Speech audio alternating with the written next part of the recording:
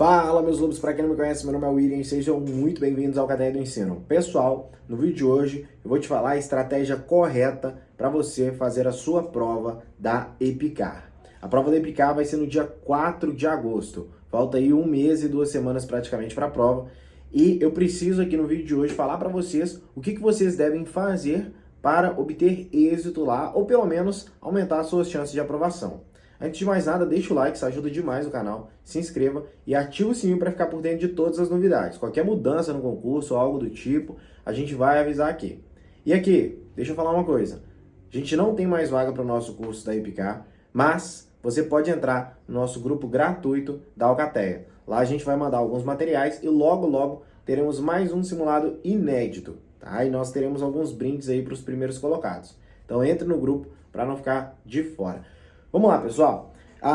Qual que é a estratégia certa para fazer a prova? A estratégia certa é começar pela disciplina X, Y, Z, W. Não existe isso. Você pode começar pela matéria que você quiser. Você pode começar por matemática, por inglês, por português. Só não comece pela redação. Você que faz a redação, deixa a redação para fazer em primeiro lugar, pô, esquece isso. Parou. Vamos praticar simulados aí de forma diferente. Vamos começar a fazer as provas de forma distinta aí, porque não dá certo isso não, tá? Primeira coisa que você tem que fazer na hora que chegar lá na hora da prova é respirar. Respirar, fazer uma oração para ficar tranquilinho, né? Beber uma água.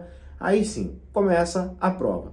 Quando você abre a prova, você vai se deparar com o tema de redação. O tema de redação está lá na última folha. Você vai lá na última folha, lê o tema de redação e a estratégia correta é você ler o tema de redação para depois você fazer a redação. Porque você lê o tema e aquele tema vai ficar matutando na sua cabeça. Durante a resolução da prova, você, querendo ou não, seu subconsciente ele vai estar preparando alguma coisinha aí para redação. Aí você vai deixar a redação para depois. Você não precisa deixar ela para o final da prova, mas você não pode deixar ela para o começo da prova, tá bom? Enfim, começou a prova, lê o tema de redação, coloca seu nome, sobrenome, tudo bonitinho, completinho, e parte para a disciplina que você tem mais facilidade. Parte para a disciplina que você gosta mais, que você se interessa mais. Por exemplo, na época que eu fiz a prova da EPICAR, a matéria que eu mais odiava era português. E a matéria que eu mais me dava mal era português também. Vocês acham que eu ia deixar português para fazer primeiro? Claro que não. Tem muitos professores que dão esse tipo de dica. E é uma dica horrível.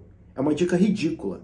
Porque se você começa pela matéria que você não sabe nada, pela matéria que você tem menos afinidade, vamos colocar assim, porque se você não sabe nada de alguma disciplina, você não vai ser aprovado de qualquer jeito, né? Independentemente de qual prova você começar.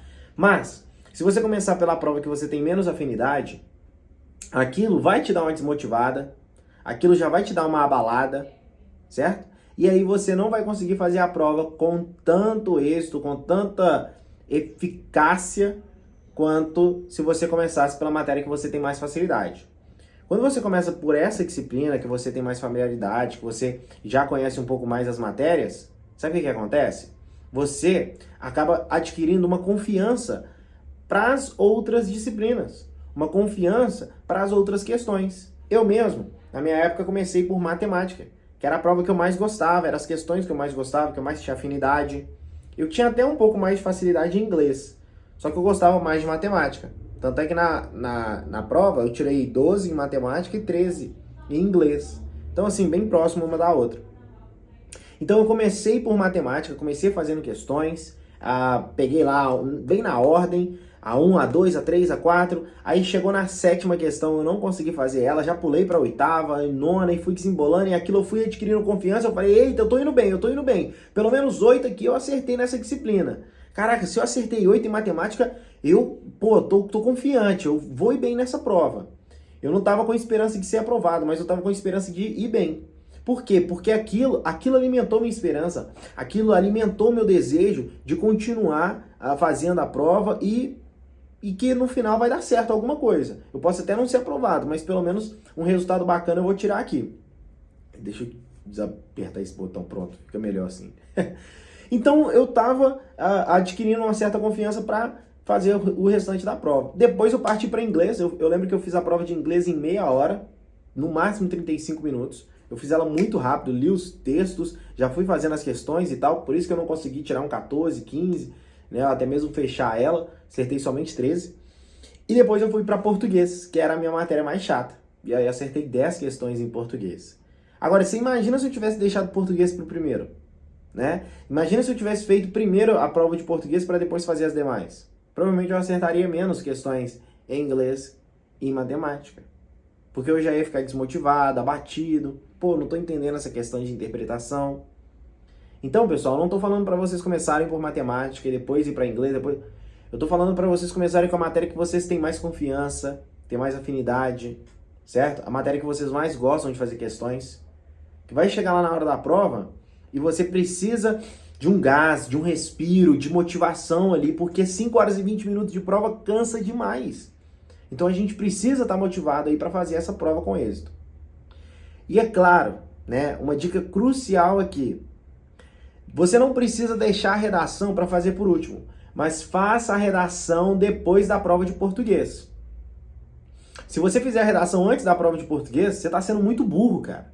Você está sendo muito burro. Não faça isso. Se você faz isso no seu simulado, você está sendo burro. Ou então você está fazendo uns simulados muito ruins. Sabe por quê? Vou te contar um segredo. A prova da EPICAR, nos textos da prova de português, eles já te adiantam o assunto de redação. Por exemplo, no ano passado, eu mesmo fiz a prova da EPICAR no ano passado, tá? No ano passado, todos os 5 textos que tinham lá em português eram falando sobre conflito entre gerações. O pai que não entende as gírias do filho, o avô que não entende as gírias do neto, o neto que não consegue dialogar com o avô. Esses conflitos entre gerações. Todos os textos de português eram sobre isso. Qual que foi o tema de redação? Conflito entre gerações. Então, os textos de português vão te dar uma ideia do que você vai descrever na porcaria da redação, velho. Então, não deixe para fazer a redação antes da prova de português. Você tem que fazer a redação depois da prova de português. Porque aí você vai ter um arcabouço aí melhor na argumentação que você for desenvolver na redação. Bom, essas foram as dicas de hoje. Espero que você tenha gostado. Se você gostou, deixa o like, se inscreve no canal, ativa o sininho e o link está na descrição para você entrar no nosso grupo grátis de revisão para EPICAR. Lá a gente vai mandar materiais, questões, bizus, revisões e principalmente nós vamos fazer um simulado logo logo, tá? Eu vou liberar todos os detalhes aqui no YouTube, mas também lá no nosso grupo do WhatsApp. Então não perca essa oportunidade e entre aí, o link está na descrição. Beijo!